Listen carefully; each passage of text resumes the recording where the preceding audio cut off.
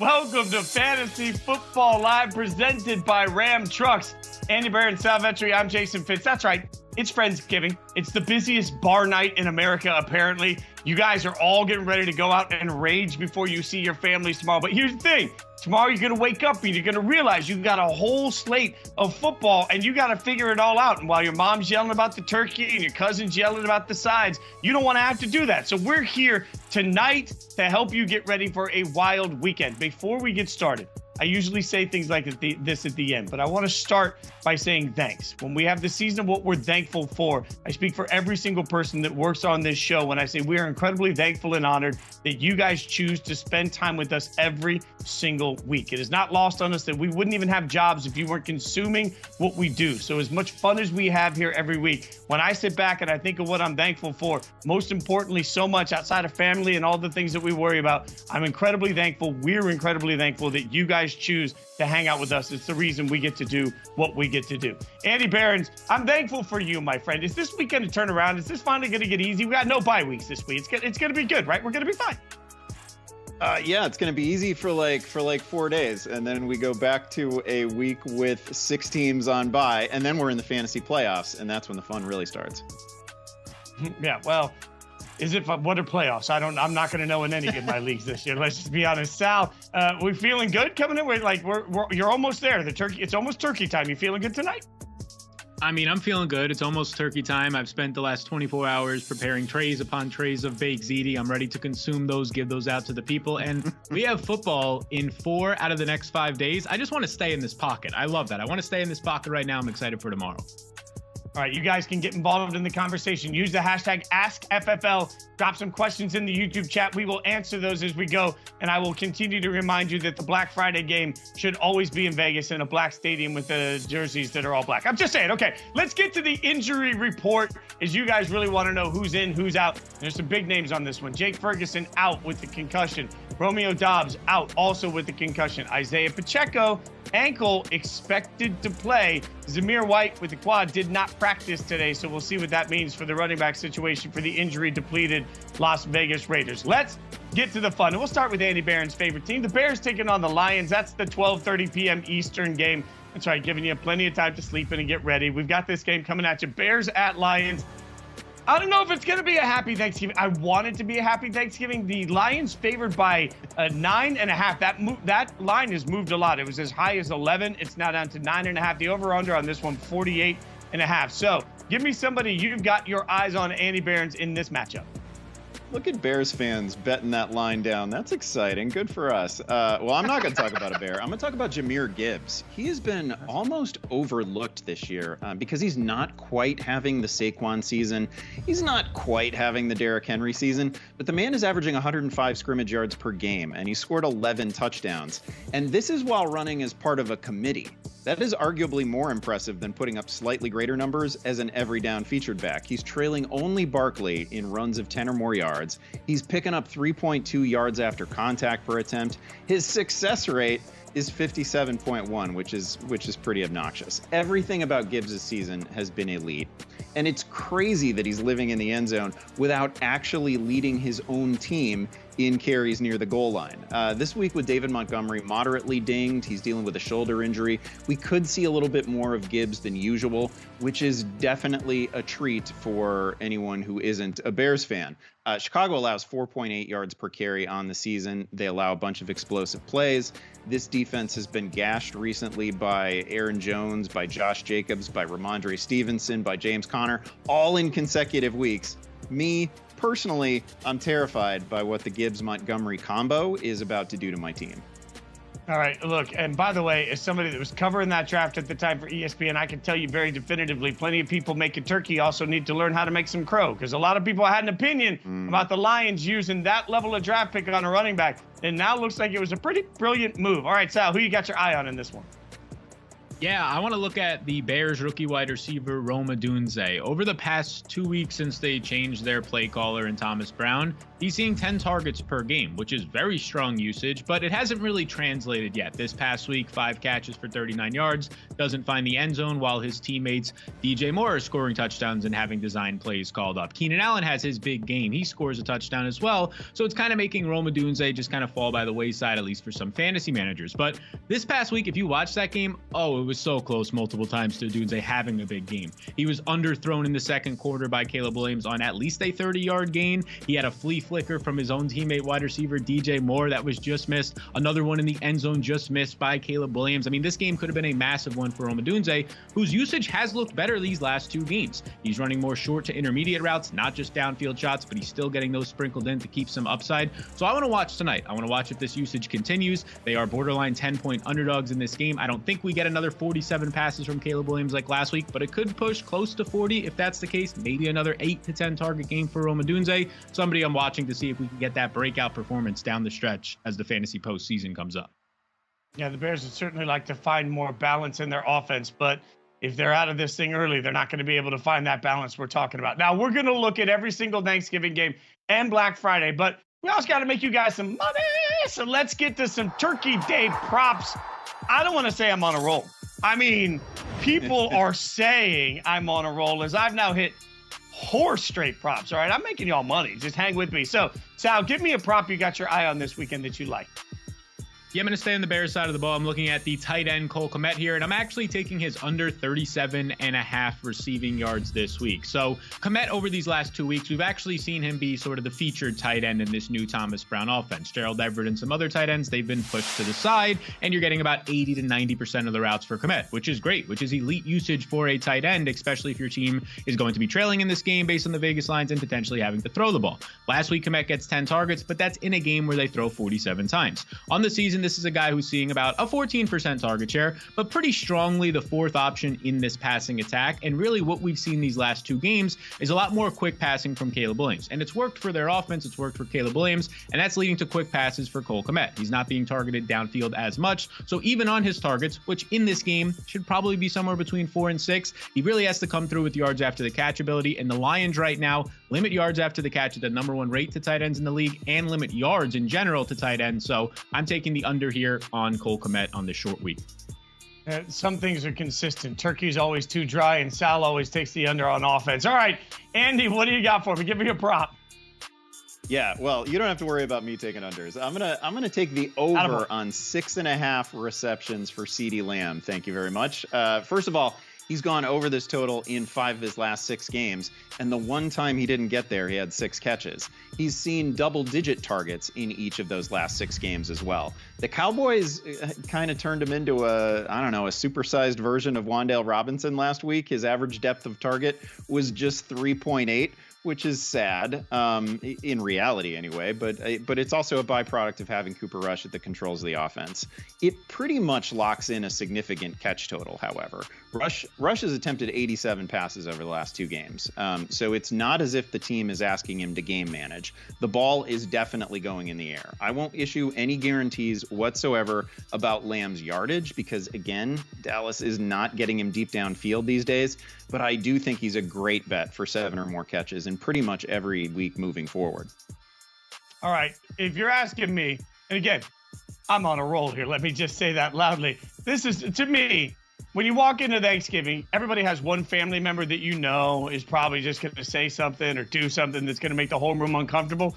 That's where I am right now. If you actually watch the tape on Jordan Love the last few weeks, like, it's working out fine. But, man, some of the throws make me uncomfortable. So I'm taking the over on interceptions. This game could have snow involved in it. Jordan Love is putting the ball at risk. And I know it's working out for him, so everybody says it doesn't matter. But the little things do matter when you're talking about good team v. good team. And the little things do matter a bunch when you're talking about, frankly, what we could see in bad weather. So as much as we look at the numbers and the stats on Jordan, and they look good, and everybody knows his talent is there. If you watch, particularly last week, I think there were 3 different throws that were right there to be picked that he got away with. I don't think you can do that every single week, especially on a short week in the snow. I like the over on interceptions here. Jordan Love just has to throw 1, and you get that. And then when you cash that, you can just thank me. Just gobble it up with me. All right, let's get back to the games to watch. The next game on the slate coming at you is Giants Cowboys. That's the 4:30 p.m. Eastern game. This is the weird salad that nobody really wants on Thanksgiving Day, but you still got to eat it because somebody brought it. The Giants 2-9, Dallas 4-7. This game in Arlington. Cowboys favored by 3.5 somehow, which just shows you how much the Giants stink. Over and under 37.5. So, Sal, who got your eye on in this just delightful matchup? Yeah, I've got my eye on Rico Dowdle in this one, the Cowboys running back, for a few reasons. First off, he's on a disgusting amount of my fantasy teams, and I will be watching this game closely because of Rico Dowdle. But really importantly here is what we're seeing develop out of his usage. Mike McCarthy, 4 times this season, has gone out to the media and said, Dowdle's our workhorse. We got to get this guy more work. And then we just really haven't seen it happen until this past week. He goes out there, he plays 64% of the snaps in week 12, and the big one, a season high 70% of the backfield carries. That led to 19 carries. With a couple of receptions, he had 22 total touches, nearly 100 total yards in this game. So we started to see the good usage. Now, what does that mean on an offense led by Cooper Rush that's struggling to move the ball downfield? Not much overall, but the schedule is good coming up for Rico Dowdle, and that starts this week against the Giants. They allow the most rushing yards per play this season. We just saw Bucky Irving go for 150 total yards and a touchdown, almost had multiple touchdowns in that game for Bucky. I think this could be a big breakout game for Rico. Maybe he tops 100 total yards, finds the end zone at least once in this one. I'll be watching closely. He's a rare favorite. The Cowboys are actually favorites in this game. That's going to help the backfield in Dowdle. All right, Andy Behrens, who you got your eye on? Oh, you're so right. This game is the salad of Thanksgiving Day, right? It's taken up valuable table space. Nobody asked for it. Everybody's just trying to be polite and taste it. I'm looking at Malik Nabers. Fitz, the analytics tell us that in a week after a diva receiver explodes emotionally, either at his coach or at his quarterback or both, that guy is about to go off. This week, Nabers fits that description perfectly after an epic post-game Q&A in which he happened to mention that he didn't see the ball last week until his team was down by 30. He then hit the media with a talk to Dabes when asked the reason for the light workload. Absolutely loved it. If he's the receiver that we all believe him to be, then he's about to erupt on Thursday. Nabers has already gone over 100 total targets this season in just 9 games, and he's already delivered a 12-catch, 115-yard performance against this Dallas defense. If Drew Lock can just be a little bit better than abysmal, we're going to get a huge stat line from Nabers. I've been doing this for a long time, Fitz, and I have never seen a great receiver complain this loudly and directly about getting fed in his next game. I'll make no promises about the Giants offense generally, except that Nabers is just absolutely going to have a day. Yeah, Nabers is going to eat. The problem is the chef stinks. I'm just saying, we'll see how much he likes eating in this offense. You're right. All right. You just ate the main course. Calm down. You don't get your dessert yet. We'll get to the nightcap game in a second. But first, we got to help you guys. You have asked us questions. We will answer them. It's time for some Make Your Pick. I'll throw out some questions here. The first one comes from Fan Stella Rosa. Fan Stella Rosa asked the first question. I need to start 2. Nabers, Flowers, Shakir, or Hopkins. Hashtag make your pick. Andy Behrens, you just said a lot of good things about Nabers, so I'll stick with you here. Yeah, I'm 100% starting Nabers. Again, I think I'm getting 8 or 10 receptions there. I think it's going to be a really nice total. Flowers gets that messy Philly secondary. I don't really want to challenge that. I think the choice here is Shakir or Hopkins. If I feel like I'm an underdog, I probably go Hopkins because I think the ceiling is with him. I think he's the guy who could come away with a couple of touchdowns in a pretty friendly matchup on Friday. Otherwise, if I just feel like I need 8 points, 10 points, 12 points to get out of this thing, I would go Shakir. Have I mentioned that matchup on Friday should be in Vegas, where there's a black stadium with the team that wears black unis on Black Friday? All right, I'm just going to keep diving on that hill. The next question from Jason says, Ridley, Williams for Detroit, or Meyers and Dowdle? Need a wide receiver 3 and a flex out of that bunch. Who you got, Sal? Yeah, so it seems like we need two of these guys. I'm going to go Dottle for all the reasons just previously stated. I think you're getting at least 15 to 16 touches in this game in a very beneficial, maybe the best matchup for a running back in fantasy this year. Probably finds the end zone, in my opinion. And then I'm going to go, this one's tough. It's between Jacoby Meyers and Calvin Ridley, two guys who are really coming on the past 2 months of the season, seeing borderline elite target shares during that time. But I'll go with Calvin Ridley here. Calvin Ridley, since DeAndre Hopkins left this team 5 weeks ago, is seeing a 32% target share. Like, Nick Westbrook is scoring touchdowns basically every week at this point. But outside of that, nobody's really threatening in this Titans wide receiver room. You're seeing a matchup this week against the Commanders, up and down, shaky secondary. We saw that last week against the Cowboys, and they allowed the 5th most touchdowns to wide receivers. So give me Calvin Ridley, give me Rico Dowdle. The next question comes in from Tommy Boy. No confirmation if he's actually a fat guy in a little coat. Need two: Chubb, Connor, Brian Robinson, Gus Edwards, Vidal. What do you think? What do we think on this, Andy? Yeah, I'm gonna go Gus Edwards here for sure. No J.K. Dobbins this week. Picked up a knee injury. Doesn't seem too severe, but he is gonna miss this one. It's a great matchup for Gus against Atlanta. Good spot for him. Brian Robinson also picked up an injury. He's practicing. He's probably going to go, but I'm a little leery there. So my other choice here is going to be James Conner. And I know you might be a little bit afraid of that because he had a quiet week, inexplicably had a quiet week in week 12, but he's been so good this year, and I think he can beat any matchup.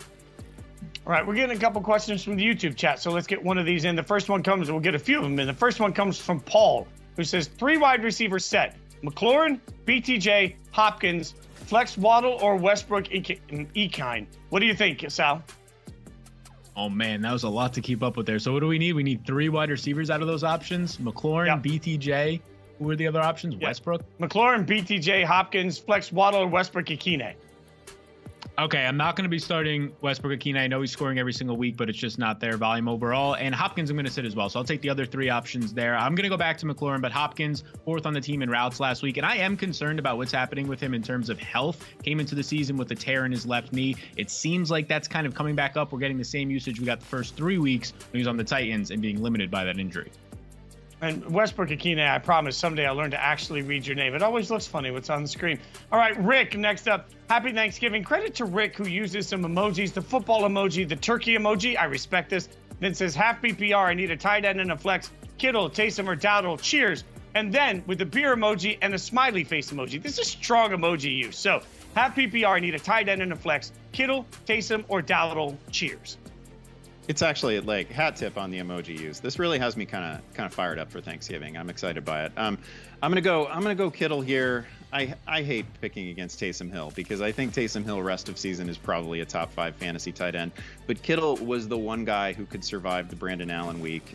He's great. He's catching a touchdown every week, and he's getting real volume too. So it's got to be Kittle. And I'm also going to go Rico Dowdle. It's a great matchup. Sal has already made the case a couple times. Good player in a great spot against the Giants. All right, it is time to turn to our fantasy game changers for this week, powered by Ram Trucks, where we're identifying some of the most impactful players in one of the top fantasy matchups on the schedule. And that would be the final Thanksgiving matchup of the day, the dessert, the pie, if you will, if you're into that thing. As we have the Dolphins at the Packers. That's an 8:20 p.m. Eastern game. The Packers favored by 3.5.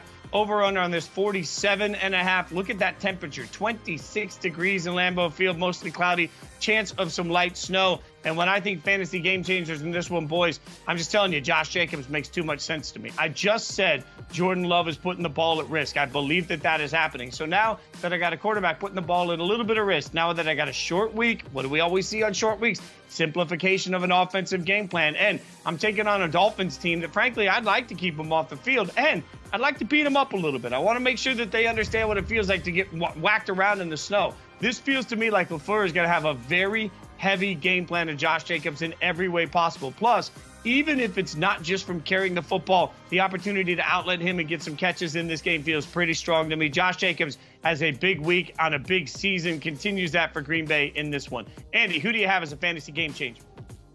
Yeah, people are trying to make you worried about Tua Tagovailoa in the cold. I'm just here to tell you that 26 degrees and light snow sounds beautiful. Those are not bad conditions. Miami, since Tua has returned, has averaged 3.02 points per drive. Shout out to the great Rich Rebar for that stat, by the way. This team is essentially the league's most efficient offense over its last 5 games. Let's not confuse anything about the current Dolphins with the mid-October Dolphins. In these last 5 games, Tua has completed over 76% of his throws. He has 11 touchdown passes, only 1 INT. His passer rating is 116.2. He's seen a few tough defenses too. It's not like this was just a layup line.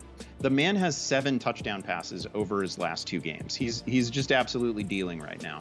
The great thing is that pretty much every Miami skill player has become fantasy relevant again at some point. He's turned Jonnu Smith into an every week locked in starter.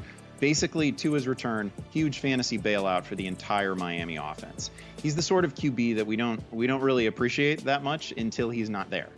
We only have 9 quarterbacks right now who are averaging over 250 passing yards per game, and Tua is one of them. He certainly belongs in the starting conversation in fantasy. I love that. Great points on Tua. Sal, who do you got?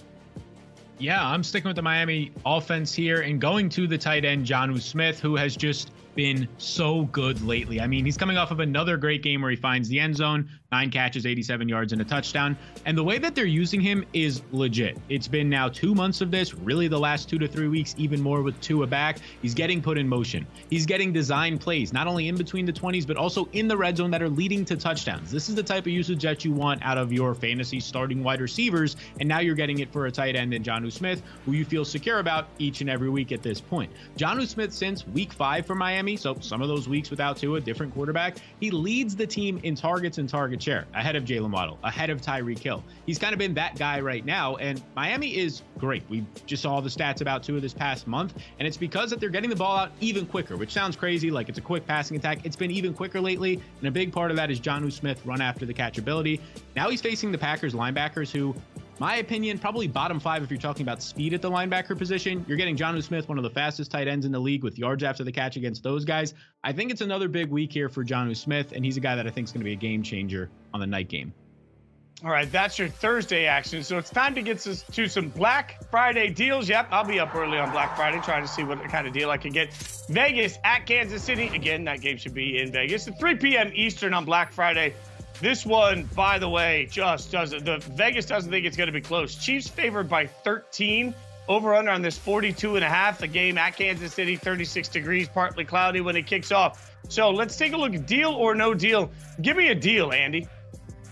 Oh, yeah. For me, this is Isaiah Pacheco. He has returned to a full practice. We have word from Andy Reid that he's going to go in this one. I am here to tell you that he is a deal, a pretty sweet deal, honestly. He opened the week full practice again, so that's just a great sign. I would like to thank Kareem Hunt for his service and for his 3.7 yards per carry, but it is very hard not to think about what a player with Pacheco's explosiveness would have done with all those touches. There seems to be a widespread assumption that this will be some sort of committee moving forward, but I just don't think these guys are all that close in terms of ability. Pacheco gave us 9 touchdowns last season, 44 catches, 4.6 yards per carry, and a terrific series of postseason games. We're talking about a complete running back here, a guy who runs through some of the tackles that have caused Kareem Hunt to go to the ground. Hunt delivered 60-plus yards and a touchdown against the Raiders earlier this season, and I am confident that Pacheco can meet or exceed that production, even if he is splitting some touches with Kareem Hunt. Beyond this week, Kansas City has a few friendly spots for the run game as well. So Pacheco, again, doorbuster deal. All right, so Scott Barber asks, need one flex. Pacheco, Pickens, Chubb, Rashad White. Happy Turkey Eve. What do you think, Andy? Okay, well, if we just need one, I'm going to go George Pickens. Number 1, he's a delight. Really fun to watch. He's got fantasy intangibles. Number 2, great matchup. Should be plenty of points there. He's a great player. I feel confident in him. But I will say, Pacheco makes the podium here. He'd be a strong second. All right, Sal, give me a deal for Black Friday. Oh, yeah. A deal for Black Friday. We'll go to the Raiders side of the ball, and it's Jakobi Meyers here for me. Like, no matter what you look at for Jakobi Meyers this year, it's been good, assuming that he's healthy and actually out there on the field. You look at the split since week 4 when Devontae Adams went out with a hamstring injury, and he ended up getting traded off the team. And since that time, Meyers leads this team with a 26% target share. Ahead of Brock Bowers, who was just having an unbelievable season, it's been Meyers as the go-to target, averaging 15 fantasy points per game during that time. He's been a borderline wide receiver 1 in fantasy. Okay, well, now we have a new offensive coordinator coming out of the bye week, weeks 11 and 12. What does it look like? Oh, he's still been that stud. He's coming off of a 120-yard game. He's averaging 10.5 targets per game with the new play caller out there, 15.5 fantasy points per game. Like, everything just looks great. Okay, Aiden O'Connell's now a quarterback. Is that going to ruin Jacoby Myers? He had 13 points in a game with O'Connell earlier this year. You go back to last year, he's averaging 12.5 points per game. Most of those games last year with Davante Adams out there playing at a high level. So everything looks great. The matchup can be a little bit of a concern for you, but they're 13-point underdogs. O'Connell, it's going to be scary, but he's probably dropping back and throwing at least 35 times in this game. And I think that's going to lead to another double-digit target game for Jacoby Myers. I think he's somebody that in most 12-team formats is going to be in your lineups, and he's a deal this week. O'Connell throwing 35 times. God. All right, give me no deal, Andy. Just give me what you got on this one. Yeah, I'm afraid I have to pass on Noah Gray. That's gonna be no deal for me. I realize that he has doubled his career touchdown total over the past 2 weeks. He scored 4 times on 8 receptions. No, I do not believe he has leapfrogged Travis Kelce in the receiving hierarchy. I can understand how anyone who's been like wandering the tight end wilderness might take a flyer with him. We've all chased last week's touchdowns before. People are doing it right now with MVS. We're doing it with Gray. I totally get it. But I think it's pretty clear at this stage that the current version of Kansas City's passing game is going to spin the wheel a bit each week, and the arrow is going to point to a different guy each time. Gray definitely going to deliver a career year. He's basically gotten there in just 2 games, but he is not a member of the every week tight end club. All right, Sal, who's your no deal?